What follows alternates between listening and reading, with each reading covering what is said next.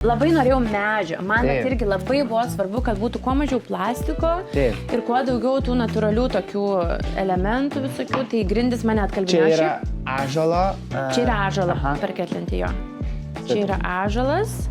Ir aš kažkaip... Lentų norėjote didelių, ne? Nes... Ar ją dėsite eglutę ar lygiai? Ne, lygiai. Jo, aš labai norėjau lygiai ir aš labai norėjau, kad būtų va, tas irgi, vis dar tas klėtės efektas. Žinai, toks visiškai, dėl to netgi ir stogė, kur yra ta plėvelė visa, tai irgi galvojam, kad įdėti kažkokios, ar tai nendrės, ar kažkoks, va, turi, grinai, va, kad tu gyveni klėtį, žinai? Arklį dar, pasikinkui. Labai.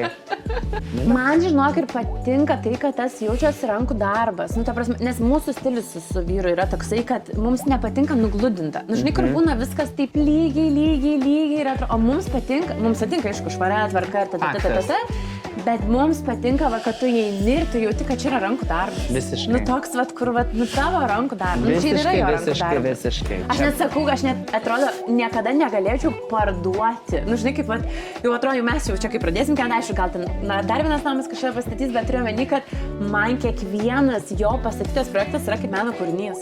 Realiai ir yra meno kūrinys. Kur yra, žinai, viskas taip, toks mano vyro.